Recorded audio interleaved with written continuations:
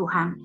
Kami ada di tempat ini, mari Bapak Ibu Saudara, baik yang ada di onsite maupun online, kita fokuskan hati dan pikiran kita untuk kita sama-sama diperbaharui oleh kebenaran firman Tuhan. Sehingga apa yang kita lakukan pagi ini, siang ini bukan hanya sekedar tradisi ibadah yang setiap tahun tentunya kita merayakan hari Natal. Tapi kita sama-sama berdoa supaya Roh Kudus memberikan kita semua pencerahan, pembaharuan pikiran, mindset yang benar, paradigma yang benar, untuk kita sama-sama memahami kebenaran firman Tuhan yang akan memerdekakan hidup kita.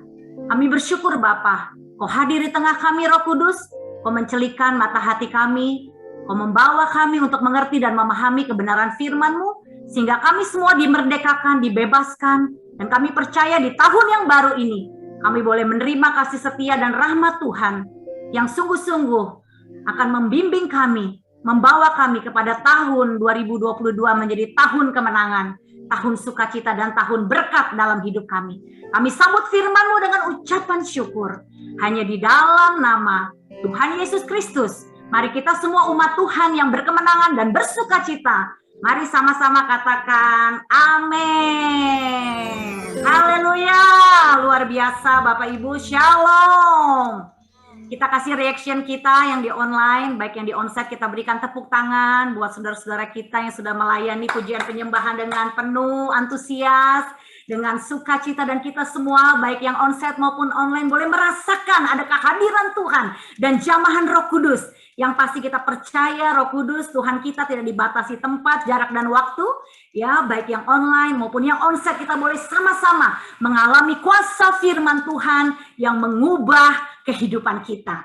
Saya bersyukur buat Ibu Gembala Ati yang memberikan kesempatan kepada saya untuk bisa men-sharingkan di momen Natal ini. Dan saya juga turut merasakan kehilangan atas dipanggil Tuhan, Bapak Gembala Saudara yang luar biasa. Saya pun, walaupun baru ketemu ya dua atau tiga kali saudara, tapi almarhum Bapak Gembala Saudara memberikan satu kenangan yang juga sangat menyentuh hati saya. Beliau begitu humble ya, begitu punya hati yang melayani ya, begitu luar biasa, kesungguhannya itu terekspresi ya. Dan saya percaya saudara semua sebagai jemaat Tuhan juga sangat diberkati lewat kehidupan Bapak Gembala almarhum. Dan saya percaya Bapak Gembala sekarang sudah berbahagia bersama Tuhan. Kita semua yang akan terus melanjutkan apa yang menjadi misi Tuhan, amanat agung dalam kehidupan kita semua, khususnya jemaat Tuhan ya, saudara semua yang ada hari ini. Dan dalam kesempatan ini juga saya mengucapkan selamat Natal dan tentunya selamat tahun baru buat Bapak Ibu semuanya. Saya percaya ya tahun 2022 akan menjadi tahun yang membawa kita semakin intim sama Tuhan, semakin dekat dengan Tuhan. Bapak Ibu semua siap mendengarkan firman Tuhan? Ya, saya beri tema Bapak Ibu pesan di hari Natal ini adalah bagaimana kita semua yang hadir hari ini ya boleh menemukan ya tujuan Natal. Katakan sama-sama tujuan Natal. Ya. Banyak orang merayakan Natal tetapi tidak paham Bapak Ibu apa sesungguhnya tujuan Natal. Ya, kita mau sama-sama ya benar-benar memahami supaya momen Natal dan tahun baru ini tidak berlalu begitu saja, tetapi memberikan kita pemahaman. Katakan sama-sama pemahaman. Ya, pengertian yang benar tentang menemukan tujuan Natal itu sendiri, sehingga pikiran kita boleh selaras dengan pikiran Kristus. Katakan amin Bapak Ibu. Ya, kita sama-sama lihat apa yang hilang ya di dalam momen Natal ini Saudara. Yang hilang adalah pengertian yang benar atau alasan dan tujuan Natal itu sendiri. Mengapa Saudara? Karena Natal sudah jadi tradisi dunia. Ya, kalau Saudara, Bapak Ibu simak ya Saudara ya, bahkan di negara-negara yang penduduknya mayoritas Muslim pun merayakan Natal. Ya, lagu-lagu Natal begitu berdentang di seluruh penjuru dunia. Ya, kalau Lebaran tidak semua dunia merayakan Saudara ya, tapi kalau Natal seluruh penjuru dunia merayakan. Jadi Natal sudah jadi tradisi dunia. Oleh sebab itu, karena Natal sudah jadi tradisi dunia, jangan sampai kita umat Tuhan merayakan Natal hanya sebagai tradisi dunia. Kita mau lebih dalam lagi, ya, bukan hanya merayakan Natal sebagai tradisi, tapi kita mau jadikan Natal sebagai sebuah momentum untuk kita mengerti isi hati Tuhan. Katakan amin Bapak Ibu ya. Nah, kata tradisi ini, apa sih artinya tradisi? Tradisi itu artinya sesuatu yang kita lakukan tanpa kita mengerti kebenaran, alasan dan tujuan kita melakukannya. Kita lakukan hanya karena itu sudah menjadi kebiasaan yang dilakukan secara turun-temurun. Ya, apalagi kalau Bapak Ibu dan saya, saudara, kita memang berasal dari keturunan Kristen. Udah dari engkong kita, kakek buyut kita merayakan Natal setiap tahun, saudara ya. Nah, tetapi saudara, kita harus lebih saat ini sebagai umat Tuhan mengerti alasan dan tujuannya, kenapa kita melakukannya. Jangan terjebak dengan tradisi, jangan terjebak dengan yang namanya rutinitas. Ya, karena tradisi dan rutinitas, ya, adat istiadat itu bisa mematikan iman kita, Bapak Ibu. Banyak orang melakukan kegiatan rohani, tapi imannya tidak bertumbuh, dan itu sangat tragis, Bapak Ibu. Sangat mengerikan. Ya, kalau Bapak Ibu baca Matius 7 ya, ayat 21 ya, bukan setiap orang yang berseru Tuhan, Tuhan. Bukankah Tuhan aku sudah menyembuhkan demi namamu? Bukankah aku sudah mengusir setan demi namamu? Bukankah aku sudah bernubuat, berseru demi namamu? Tapi Tuhan berkata, aku tidak mengenal engkau, enyahlah sekalian, kamu sekalian, hai pembuat kejahatan. Kenapa? Itu orang-orang Kristen yang terjebak tradisi, saudara. Makanya tradisi ini mengerikan, saudara. Dan ini pesannya, kalau Bapak Ibu merayakan momen Natal ini sebagai tradisi, ya, itu akan membuat kita semua menjadi umat Tuhan yang bisa tidak dikenal Tuhan, saudara. One day, satu waktu kita datang Tuhan, Tuhan berkata, siapa kamu? Aku tidak mengenalmu. Kenapa? Kita hanya terjebak dengan roh agamawi, ya, dengan tradisi. Tapi saya percaya semua jemaat Tuhan hari ini yang hadir, kita dibaharui pengertian kita tentang Natal. Amin. Ya, Matius 15 ayat 3, 7-9 berkata, tetapi jawab Yesus kepada mereka, mengapa kamu pun melanggar perintah Allah demi adat istiadat nenek moyangmu? Ya, hai orang-orang munafik, benarlah nubuat Yesaya tentang kamu. Bangsa ini memuliakan aku dengan bibirnya, padahal saudara apa? Hatinya menjauh, ya, hatinya itu jauh daripadaku. Ayo baca sama-sama ayat selanjutnya berkata apa? Percuma mereka beribadah kepadaku, sedangkan ajaran yang mereka ajarkan ialah perintah manusia.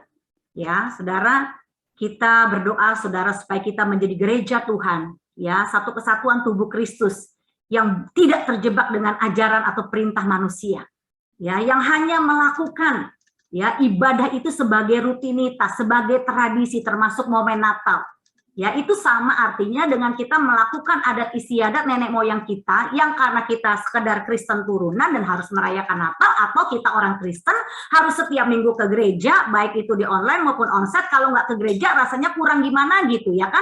Tetapi kita sesungguhnya ya dikatakan memuliakan Tuhan dengan bibir, tapi hatinya jauh dari Tuhan.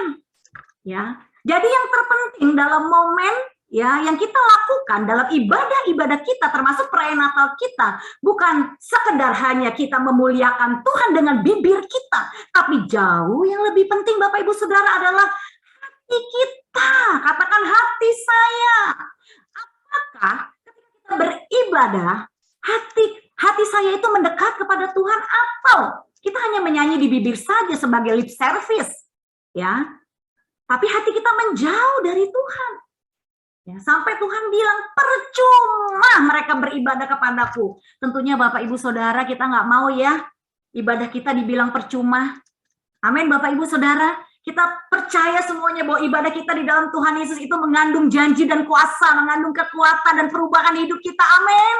Ya, kita sungguh-sungguh mau di hadapan Tuhan menjadi orang-orang yang tidak munafik. Ya, kenapa Bapak Ibu? Karena kalau kita hanya melakukan kegiatan rohani kita sebagai tradisi, kita hanya menjadi orang-orang yang munafik, ya, yang hanya pintar berkata-kata, yang hanya pintar berkata shalom, puji Tuhan, haleluya. Kalau di ibadah doang 2 jam semangat, amin, amin, haleluya. Tapi begitu doa berkat, amin, pulang, hidupnya sama seperti orang-orang yang tidak mengenal Tuhan. Dan akhirnya apa? Orang-orang, suami, istri, anak tidak melihat ada Kristus dalam hidup kita. Itu sungguh memprihatinkan sekali Bapak Ibu. Jadi saya mau hari ini di momen Natal ini pastikan Bapak Ibu, ibadah kita bukan ibadah yang bersifat tradisi, ya, ataupun adat istiadat karena kita orang Kristen kita beribadah tiap minggu, tidak saudara, tapi lebih dari itu, ibadah yang kita lakukan setiap hari Minggu, maupun juga momen-momen di mana kita merayakan Natal kah, Tahun Baru kah, Paskah kah, atau apapun, itu membuat hati kita semakin mendekat dengan Tuhan. Katakan amin. Saya mau lihat saudara semua yang semangat semua, coba angkat tangannya, lambaikan yang di on-site, yang di online, haleluya semuanya. Ya, kita mau sama-sama berubah dalam pola pikir kita di momen Natal ini. Baca sama-sama saudara. Melakukan sesuatu tanpa pengertian yang benar itu sia-sia. Ya, artinya apa saudara? Tidak ada yang namanya kehidupan. Sekali lagi mari kita baca. Melakukan sesuatu tanpa pengertian yang benar itu semua sia-sia, tidak ada kehidupan. Ya, Bapak Ibu, kalau Bapak Ibu beribadah tiap minggu tanpa pengertian yang benar, saya jamin dan percaya Bapak Ibu pulang dari gereja, hidup Bapak Ibu tidak berubah. Makanya banyak orang Kristen itu orang Kristen katanya, oh katanya Tuhan itu besar kok, tapi saya tidak mengalami. Oh katanya Tuhan itu berkuasa, tapi kok saya tidak mengalami. Kenapa? Ya karena mereka melakukan ibadah tanpa pengertian yang benar. Kita baca Roma 10 ayat 2-3. Sebab aku dapat memberi kesaksian tentang mereka, bahwa mereka, baca sama-sama, sungguh-sungguh giat untuk Allah, ya, tetapi tanpa pengertian yang benar. Sebab karena mereka tidak mengenal kebenaran Allah, dan karena mereka berusaha untuk mendirikan kebenaran mereka sendiri, maka mereka tidak takluk kepada kebenaran Allah. Wah, Bapak Ibu, tidak semua orang yang sungguh-sungguh giat untuk Allah itu benar dan berkenan di mata Tuhan loh, Bapak Ibu. Ayo kita sama-sama hari ini, ya, firman Tuhan ini menyadarkan kita bahwa kita ayo mau melangkah kepada sebuah dimensi yang benar dan berkenan di mata Tuhan.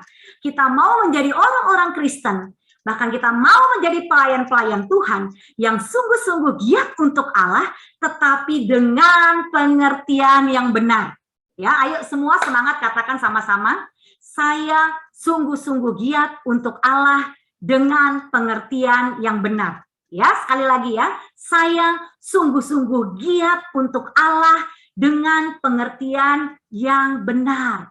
Ya, kita mau. Kalau Bapak Ibu bertepuk tangan, lakukan itu dengan pengertian yang benar. Kalau Bapak Ibu mengangkat tangan, lakukan itu dengan pengertian yang benar. Kalau saudara diberikan kepercayaan untuk melayani Tuhan, baik worship leader, singer, pemusik, usher, multimedia, sound system, ya, pengembalaan atau apapun, ya, Bapak Ibu lakukan dengan giat untuk Tuhan dengan pengertian yang benar. Dan kalau Bapak Ibu beribadah datang ke gereja, baik onsite maupun yang online, lakukan juga itu dengan sungguh-sungguh giat untuk Allah dengan pengertian yang benar. Jangan sampai yang kita lakukan hanya untuk mendirikan kebenaran diri kita sendiri. Ya, akhirnya apa kalau mendirikan kebenaran diri kita sendiri, Bapak Ibu? Kebenaran yang kita dengar tidak mengubah hidup kita. Orang bisa, saudara ya, di jam yang sama, di waktu yang sama, di tempat yang sama, pembicara sama, tema khotbah sama, ya. Tapi yang satu berubah, yang satu hidupnya, aku masih seperti yang dulu. Katanya terus, saudara ya. Kita nggak mau ya, saudara, seperti itu. Kita mau semakin hari hidup kita semakin menjadi serupa seperti Kristus. Banyak orang bertanya kepada saya seperti ini, Bu Sandy, apa sih resolusinya di 2022? Ya, orang berencana dengan detailnya tentang sebuah resolusi 2022. Saya katakan cuma satu. Saya mau melakukan segala sesuatu apa yang menjadi kehendak Tuhan untuk hidup saya. Apa yang Tuhan percayakan, saya mau pastikan saya lakukan dengan segenap hati saya. Karena dengan satu dasar motivasi, karena saya mengasihi Tuhan. Dan saya mau lakukan dengan pengertian yang benar. Ya, kalau Bapak Ibu memberi persembahan, memberi persepuluhan, atau Bapak Ibu memberi benih iman, ya buah sulung, atau apapun yang Bapak Ibu lakukan sebagai korban persembahan Bapak Ibu kepada Tuhan, lakukan itu dengan pengertian yang benar. Katakan amin, saudara ya. Kita lanjutkan selanjutnya ya.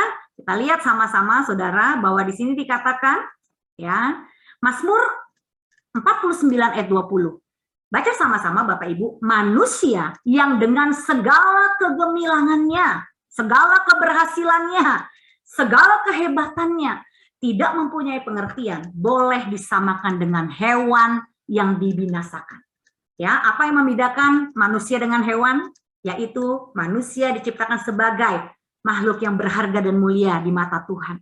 Kita diciptakan segambar dengan Allah. Amin. Oleh sebab itu, manusia ilahi yang sudah di dalam Tuhan, yang sudah dilahirkan kembali, ya, oleh benih ilahi, kita punya pengertian yang telah diperbaharui. Bukan pengertian dari dunia ini, tapi pengertian dari kebenaran firman Tuhan, saudara. Melakukan sesuatu dengan pengertian yang benar, itu akan menghidupkan hidup kita, saudara. Ya, nah hari ini, di momen Natal ini, saya ingin menjelaskan, saudara, pengertian yang benar, siapakah Yesus Kristus anak tunggal Allah? Menurut Bapak Ibu Saudara, siapakah Yesus Kristus anak tunggal Allah? Ini banyak sekali, saudara, gara-gara hal ini, saudara. Ya, ini terjadi perdebatan. Ya, katanya, oh, saya nggak mau jadi orang Kristen karena Tuhannya orang Kristen beranak, katanya, ya kan? Waduh, ya, jadi berdebat. Nah, orang Kristen sendiri nggak memahami. Sekarang kalau saya tanya satu-satu sama Bapak Ibu Saudara semuanya, apa maksudnya Yesus Kristus itu anak tunggal Allah? Saudara bisa paham nggak dengan pengertian yang benar? Ayo. Apa maksudnya Yesus Kristus anak tunggal Allah? Bapak Ibu bisa menjawab dan menjelaskan dengan pengertian yang benar? Ya, lihat ya. Ini di sini ya. Selamat Natal artinya apa?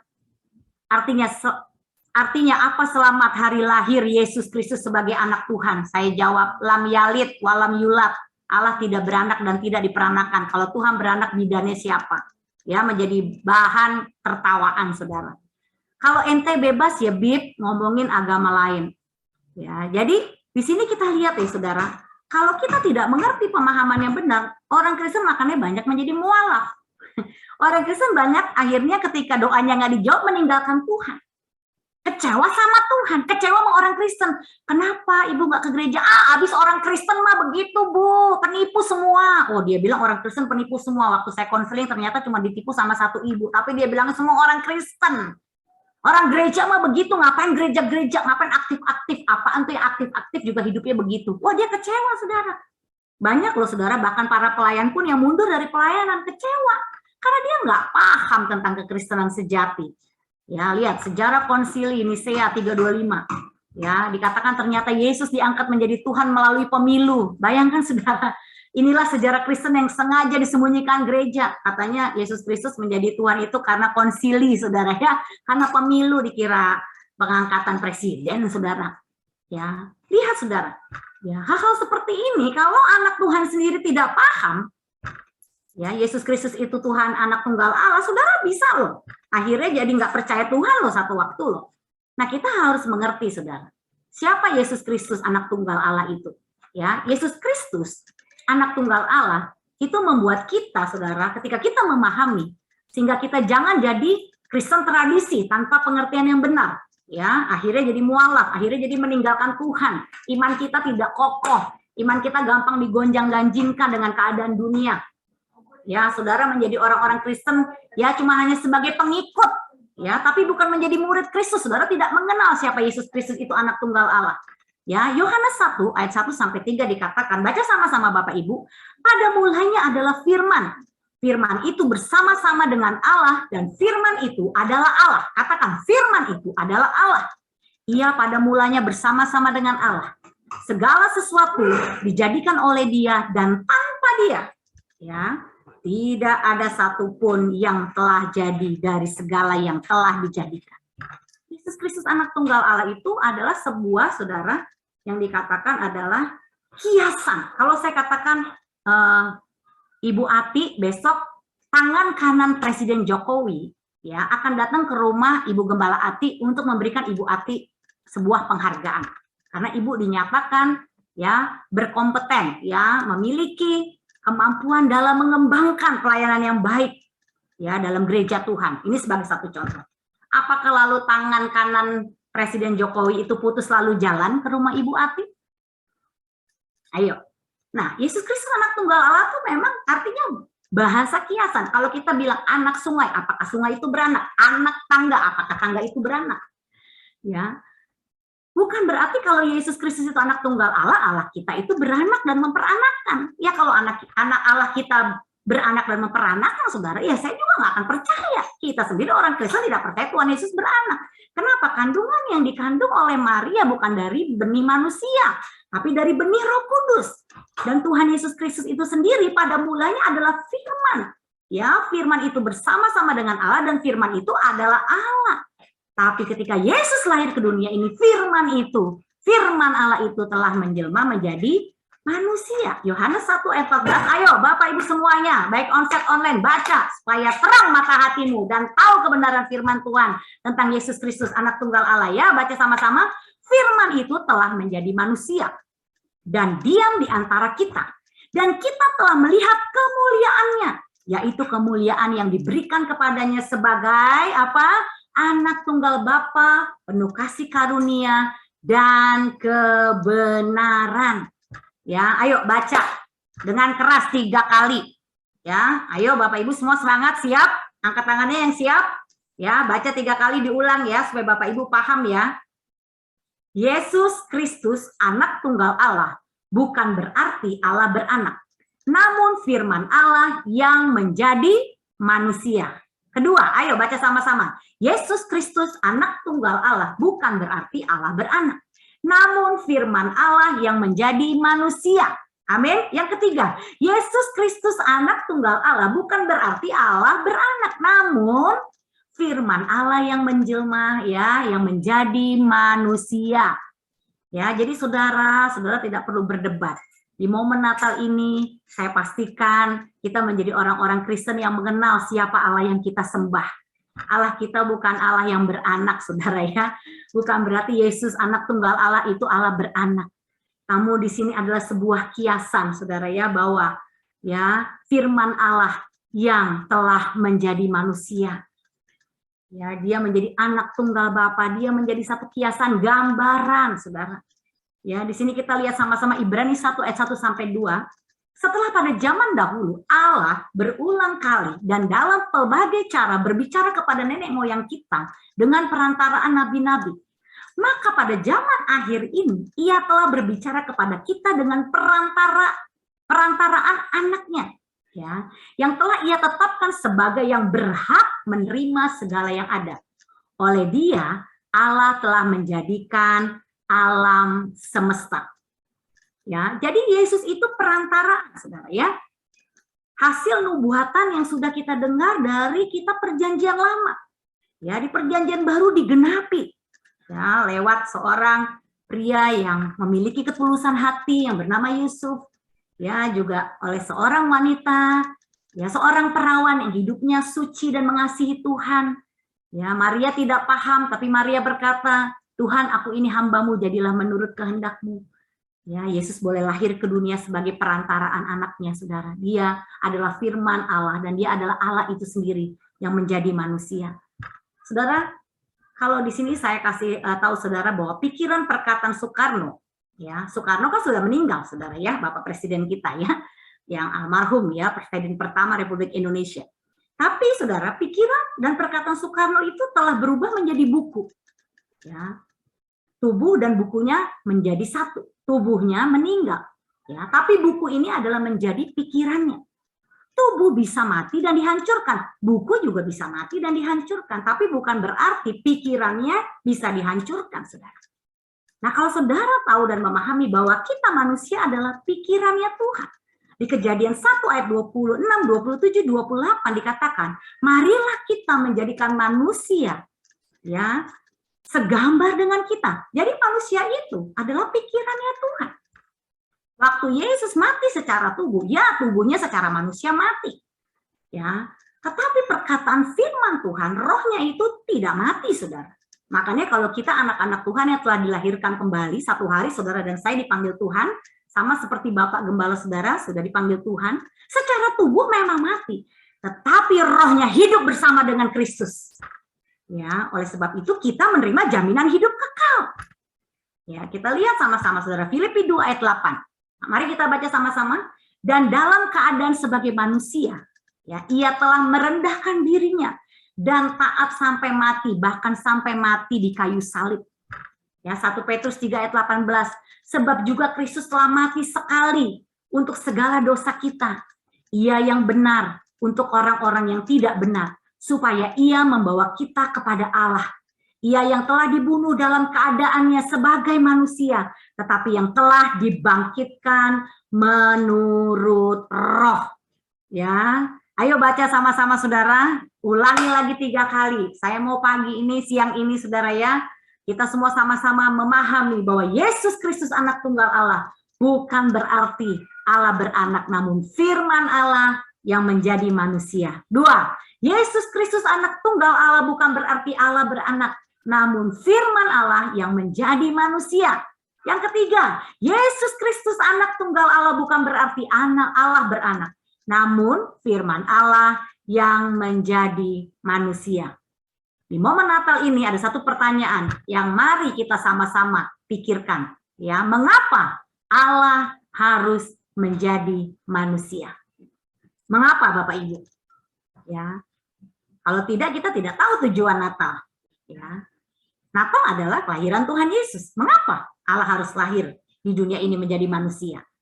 Ya, kita lihat saudara Kejadian 1 ayat 26, berfirmanlah Allah, baiklah kita menjadikan manusia menurut gambar dan rupa kita, supaya mereka berkuasa atas ikan-ikan di laut dan burung-burung di udara, dan atas ternak, dan atas seluruh bumi, dan atas segala binatang melata yang merayap di bumi. Ya, kenapa Allah harus lahir ke dunia sebagai manusia? Karena saudara, manusia itu adalah makhluk rohani, makhluk roh. Ya, manusia adalah, definisi manusia adalah makhluk roh yang memiliki jiwa, ya, dan diam di dalam tubuh. Kenapa Allah harus lahir ke dunia sebagai manusia? Supaya saudara, dia menjadi legal, ya, kayak manusia sekarang. Kita kan sesungguhnya makhluk roh. Kita memiliki jiwa, ada keinginan, perasaan, kehendak, ya, tetapi diam di dalam tubuh. Tubuh ini yang membuat kita bisa punya legalitas untuk hidup di bumi. Ya, kalau kita nggak punya tubuh, ya kita kayak gentayangan, saudara, kan? Ilegal namanya di dunia. Nah, Allah lahir, ya, firman Allah yang hidup menjelma menjadi manusia. Ya, supaya untuk apa? Supaya saudara dan saya punya legalitas. Ya, kita dengan mandat ilahi bahwa Tuhan mau menjadikan kita segambar serupa dengan Allah, supaya dengan satu tujuan, saudara dan saya bisa berkuasa di bumi, sama seperti firman Tuhan ini. Supaya manusia berkuasa, katakan berkuasa radah. Tuhan sudah memberikan otoritasnya kepada manusia. Manusia yang sudah diberikan otoritasnya itu melanggar perintah Allah, yaitu Adam dan Hawa. Oleh sebab itu, saudara, dia diusir dari Taman Eden. Dan upah dosa itu maut. Manusia telah kehilangan kemuliaan Allah. Ya, oleh karena manusia melanggar, ya, Allah harus datang ke dunia menjadi manusia untuk menebus manusia dari pelanggaran-pelanggarannya, dari dosa-dosanya. Ya, sehingga Allah harus datang ke dunia menjadi manusia. Ya, Yesus Kristus lahir, saudara, di kandang Bethlehem. Dari seorang pasangan suami istri yang luar biasa. Dia bukan dari benih manusia, tapi dia lahir dari benih Roh Kudus, saudara. Lukas 4 ayat 6, kata iblis kepadanya, segala kuasa itu serta kemuliaannya akan kuberikan kepadamu, sebab semuanya itu telah diserahkan kepadaku, dan aku memberikannya kepada siapa saja yang ku kehendaki. Namun di Kejadian 3 ayat 15, ya, firman Tuhan berkata, aku akan mengadakan permusuhan antara engkau dan perempuan ini, antara keturunanmu dan keturunannya. Keturunannya akan meremukkan kepalamu, dan engkau akan meremukkan tumitnya. Ibrani 10 ayat 5-7 berkata, mari kita baca sama-sama. Karena itu, ketika ia masuk ke dunia, ketika Yesus lahir ke dunia, saudara, ia berkata, korban dan persembahan tidak engkau kehendaki, tetapi engkau telah menyediakan tubuh bagiku. Kepada korban bakaran dan korban penghapus dosa engkau tidak berkenan. Lalu aku berkata, sungguh aku datang. Dalam gulungan kitab ada tertulis tentang aku untuk melakukan kehendakmu, ya Allahku. Ya, Matius 28 ayat 17 sampai 18. Ketika melihat dia, mereka menyembahnya. Tetapi beberapa orang ragu-ragu. Yesus mendekati mereka dan berkata, "Kepadaku telah diberikan segala kuasa di sorga dan di bumi." Ya, oleh sebab itu baca sama-sama Bapak Ibu Saudara. Karena itu, pergilah, jadikanlah semua bangsa muridku, dan baptislah mereka dalam nama Bapa dan Anak dan Roh Kudus. Dan ajarlah mereka melakukan segala sesuatu yang telah kuperintahkan kepadamu. Dan ketahuilah, aku menyertai kamu senantiasa sampai kepada akhir zaman. Bapak Ibu Saudara, mengapa Yesus harus lahir ke dunia ini? Karena manusia sudah melanggar perintah Tuhan. Dan harusnya saudara dan saya itu mati, dihukum selama-lamanya di api neraka. Kalau Yesus tidak taat kepada kehendak Bapa, saudara, ya dia tidak lahir ke dunia. Saya bayangkan saudara ketika Tuhan Yesus secara ketuhanannya dia memakai otoritasnya pada waktu dia disalib, ya dia punya otoritas, dia punya kuasa. Mungkin kayak seperti Superman gitu ya, saya bayangkan begitu mau disalib dia terbang, dia nggak jadi disalib saudara ya. Wah, dia menunjukkan, wah hahaha, saya Tuhan pencipta langit dan bumi, saya berkuasa. Saya tidak mau mati untuk menebus dosa manusia. Ya, kira-kira bagaimana nasib kita, saudara? Tapi puji Tuhan, Yesus sebagai seorang manusia, dia sudah memberikan teladan buat kita semua. Dia taat sampai dia mati di kayu salib dan mengambil rupa seorang hamba. Dia hidup di dunia untuk melakukan kehendak Bapaknya. Dan oleh karena ketaatan Yesus sampai dia mau mati di kayu salib bagi kita, kita merayakan Natal hari ini, Bapak Ibu. Kita diselamatkan, kita diberikan hidup yang kekal. Ada jaminan bagi kita anak-anak Tuhan yang sungguh-sungguh mau percaya kepadanya. Karena saya mau katakan kepada Bapak Ibu semuanya, berita Natal adalah bahwa tidak ada satupun Tuhan selain Tuhan Yesus Kristus. Katakan amin Bapak Ibu. Hanya ada satu jalan menuju ke sorga, yaitu ketika kita percaya bahwa Tuhan Yesus sebagai Tuhan dan Juru Selamat kita, dan kita menjadikan Tuhan Yesus Kristus sebagai penguasa tunggal di dalam hidup kita. Amin saudara. Di momen Natal ini saudara, kita mau sama-sama arahkan hati dan pikiran kita kepada satu tujuan Natal. Tuhan mau kita pergi, ya, jadikan semua bangsa murid Tuhan. Nah, di sini dikatakan saudara, 1 Yohanes 2 ayat 17. Dan dunia ini sedang lenyap dengan keinginannya. Tetapi orang yang melakukan kehendak Allah tetap hidup selama-lamanya. Dan dunia ini sedang lenyap dengan segala keinginannya. Tetapi orang-orang yang melakukan kehendak Allah, keluarganya tetap hidup selama-lamanya. Bisnisnya, pelayanannya, anak cucunya tetap hidup selama-lamanya. Kalaupun saudara, secara tubuh manusia satu hari kita dipanggil Tuhan, kita tidak mati selama-lamanya. Secara tubuh kita mati, tetapi secara roh kita hidup kekal bersama Tuhan Yesus. Oleh sebab itu, saudara, bagi kita yang sudah dilahirkan kembali, marilah kita menjadi orang-orang Kristen yang bukan hanya sekedar menjadi pengikut. Ya, tidak semua orang Kristen menjadi murid Yesus, saudara. Tapi di momen Natal ini, karena kita mengerti makna dan tujuan Natal, Yesus yaitu firman Allah yang hidup, ya, dia datang ke dunia menjadi manusia untuk menebus dosa kita sehingga saudara dan saya dibebaskan, ya, dibebaskan dari semua hukuman kekal. Dan ketika kita percaya kepada penebusan Tuhan Yesus yang sempurna untuk kita, kita menerima jaminan kekekalan. Kita bisa hidup di bumi ini, saudara, seperti di sorga. Kita sebagai murid-murid Tuhan Yesus, kita bisa masuk sorga, tidak usah tunggu mati dulu dipanggil Tuhan. Bapak Ibu, halo. Keluarga kita, gereja kita, komunitas di mana kita berada bisa menjadi sorga di bumi. Amin. Siapa yang percaya hidupmu bisa menjadi sorga di bumi, saudara? Ya, atmosfernya sukacita. Saudara, kalau kita hidup dalam kerajaan Allah itu apa? Kita hidup dalam kebenaran. Kebenaran menghasilkan apa? Damai sejahtera. Damai sejahtera menghasilkan apa? Ada sukacita. Artinya apa? Kita bisa hidup di bumi seperti di sorga. Makanya doa Bapa kami, saudara, saudara perhatikan ya. Datanglah kerajaanmu, jadilah kehendakmu di mana? Di bumi seperti di sorga. Dan saya berdoa, Bapak Ibu semuanya yang hadir beribadah Natal pada sore hari ini, hidupmu, pernikahanmu, keluargamu, umat Tuhan yang ada di GBI, ya WTC Mangga 2 semuanya, kau bisa merasakan surga itu ada di bumi, ada dalam hatimu, ada dalam pikiranmu, ada dalam keluargamu, ada dalam satu tubuh Kristus, jemaat Tuhan yang ada. Kita boleh merasakan sukacita Tuhan yang sudah Tuhan berikan kepada kita. Damai sejahtera yang Tuhan berikan kepada kita tidak seperti yang dunia berikan. Kau tidak bisa mencari damai sejahtera itu ke mall, Bapak Ibu. Kau tidak bisa mencari damai sejahtera itu ke Paris, ya, ke Amerika, ke tempat-tempat yang indah. Ya, di sana tidak akan kau dapatkan damai.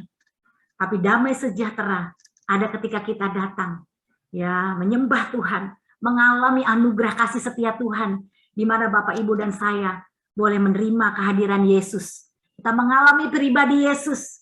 Sekalipun hari ini mungkin hidupmu penuh dengan banyak pergumulan, kau banyak tantangan, tapi ada damai di hatimu. Kenapa? Karena Yesus sudah lahir di hatimu. Amin, saudara. Ada sukacita. Mungkin kau hari ini punya hutang segunung. Kau melakukan kesalahan. Ya, entah kesalahan berbisnis, kesalahan mengelola uang.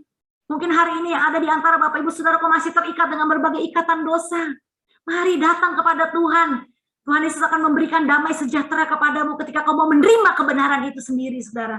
Yaitu Yesus Kristus adalah anak tunggal Allah yang telah datang menjadi manusia. Dan kau percaya bahwa hanya Yesus Kristus Tuhan, satu-satunya Tuhan yang hidup. Ya, tidak ada Tuhan yang lain selain Tuhan. Begitu saya percaya, saudara, Tuhan Yesus adalah Tuhan satu-satunya yang hidup dalam hidup saya. Hidup saya diubahkan, saudara. Dulu, ya sebelum tahun 95, hidup saya hanya sekedar orang Kristen yang tradisi. Kenapa Sandy kamu jadi orang Kristen? Karena papa mama saya Kristen, ya. Jadi saya Kristennya karena keturunan. Kenapa kamu ikut sekolah minggu, ibadah remaja, ibadah pemuda, ibadah umum? Ya karena saya hari Minggu sebagai orang Kristen ya harus ke gereja. Kalau nggak ke gereja nanti saya terkutuk, nggak diberkati, ya kan? Waduh, pengertiannya masih takut, saudara. Ya banyak orang sungguh-sungguh sama Tuhan karena takut nggak diberkati, tapi bukan mengasihi Tuhan. Sesungguhnya saya belum menjadi orang Kristen yang lahir baru. Sesungguhnya saya hanya menjadi pengikut Yesus saja, tidak mengenal Yesus, tidak menjadi murid Yesus. Tapi saya sadar, saudara, sejak tahun 95, di titik terendah hidup saya, ketika 3 kali saya sudah berusaha untuk membunuh diri saya merasa hidup saya tidak berguna, saya merasa hidup saya sudah hancur. Sebagai wanita, saya sudah merasa diri saya, tubuh saya itu udah paling najis, paling kotor, karena saya terikat dengan berbagai ikatan dosa seksual, pornografi, free sex, saudara. Saya bertahun-tahun, bahkan dari sejak 5 SD saya sudah gagal. Ya, sebagai seorang wanita saya sudah jatuh, dilecehkan, saudara ya, oleh seorang pria. Saya sudah kehilangan apa yang menurut dunia secara perhitungan wanita itu, keperawanan itu adalah yang paling berharga. Saya sudah kehilangan itu semua dari kelas 5 SD karena korban pemerkosaan, saudara ya, karena korban pelecehan. Saya hancur, saya jijik memandang tubuh saya jijik melihat hidup saya. Saya akhirnya hancurkan diri saya dengan semua hawa nafsu daging keduniawian ini, saudara. Saya perokok, saya mabuk-mabukan, saya dugem, pesta pora, saudara, terlibat dengan banyak dosa-dosa yang mengikat saya dan hampir saya, saudara, kehilangan pengharapan. Bahkan saya sudah berusaha 3 kali membunuh diri saya. Tapi saya bersyukur. Di dalam keluarga saya masih punya seorang ibu yang sungguh-sungguh sudah menjadi murid Kristus, bukan hanya seorang Kristen. Dan iman keteladanan seorang murid Kristus itu tidak digoyahkan oleh situasi, kondisi, dan keadaan yang ada. Saya bersyukur buat mama saya. Dia boleh menjadi Natal bagi keluarga kami. Karena mama saya lah yang bukan dari orang Kristen. Mama saya dari backgroundnya Muslim, saudara. Tapi justru ketika dia mengerti arti dan makna Natal sesungguhnya, tujuan kenapa dia mesti ya mengenal Yesus dalam hidupnya. Ketika imannya benar-benar percaya kepada Tuhan Yesus, dia tidak tergoncang dengan situasi, kondisi, kehancuran suami dan anak-anaknya, saudara. Dan akhirnya lewat pengenalan akan Tuhan yang mama saya hidupi, ya, jadi orang Kristen itu dia jadi murid, dia setia, dia benar, dia tidak balas kejahatan apa yang papa saya lakukan, dia balas dengan kebaikan. Dia tidak pernah menjelek-jelekan papa saya dari mulutnya. Bahkan dia selalu ajak kami, kakak beradik 4 anaknya, untuk berdoa bagi papa. Saudara, setelah 13 tahun, lewat doa, seorang yang benar-benar percaya kepada Yesus, saudara, tidak ada yang mustahil. Ya, bagi dunia mustahil, tapi justru lewat ketekunan dan iman percaya mama saya, papa saya dimenangkan kembali kepada Tuhan. Dan akhirnya 6 tahun setelah papa saya bertobat, saudara, meninggalkan semua dosa dan hidup lamanya, dia melayani Tuhan. Saya sebagai anak pertama, saya juga mengalami pertobatan sejati di dalam Tuhan. Ya, dan ketika saya bertobat tidak berhenti di saya, Bapak Ibu. Adik saya nomor 2, nomor 3, nomor 4 pun juga bertobat. Akhirnya genaplah firman Tuhan yang dikatakan bahwa ketika satu orang diselamatkan, maka seisi rumahnya pasti diselamatkan. Bapak Ibu, apakah tujuan Natal yang terpenting, saudara, yang Tuhan mau kita sama-sama sadari hari ini? Bahwa Tuhan menebus dosa kita untuk kita menjadi murid Tuhan. Pergilah, jadikanlah semua bangsa muridku. Ingat, saudara, bahwa kita hidup di dunia ini dengan satu tujuan. Dan di momen Natal ini, sadarlah, Tuhan mau memakai hidup kita untuk menjadi saluran berkat kasih Tuhan. Lewat momen Natal ini saya berdoa bagi Bapak Ibu yang hadir, maupun yang di online, maupun yang di onsite. Mari kita tangkap isi hati Tuhan. Dunia ini sedang lenyap dengan segala keinginannya. Tapi orang-orang yang melakukan kehendak Allah tetap hidup selama-lamanya. Lewat hidup Bapak, Ibu, dan saya, mari kita jangkau orang-orang yang belum di dalam Tuhan. Ya, bahkan orang-orang Kristen yang saat ini mungkin sedang mengalami keputusasaan. Ya, kepahitan. Tidak ada pengharapan. Mari lewat hidup kita. Kita izinkan Tuhan memakai hidup kita untuk melayani mereka, Bapak Ibu.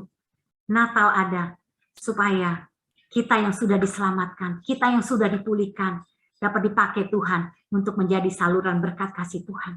Mari kita sama-sama datang kepada Tuhan, kita berdoa. Bapa, hamba-Mu telah menyampaikan kebenaran firman-Mu. Yesus Kristus adalah Tuhan yang menjelma menjadi manusia. Dengan satu tujuan, Kau datang ke dunia ini untuk menyelamatkan kami dari segala dosa kami dan pelanggaran kami. Upah dosa adalah maut. Kami semua harusnya binasa. Tapi karena Tuhan pengorbanan-Mu di kayu salib yang sempurna bagi kami, sehingga kami yang mau membuka hati kami, percaya di hati dan mengaku di mulut kami bahwa Tuhan Yesus Kristus adalah Tuhan, kami menerima hidup yang kekal. Dan kami tidak mau menjadi orang Kristen yang hanya tradisi, yang hanya sekedar melakukan kegiatan tanpa pengertian yang benar.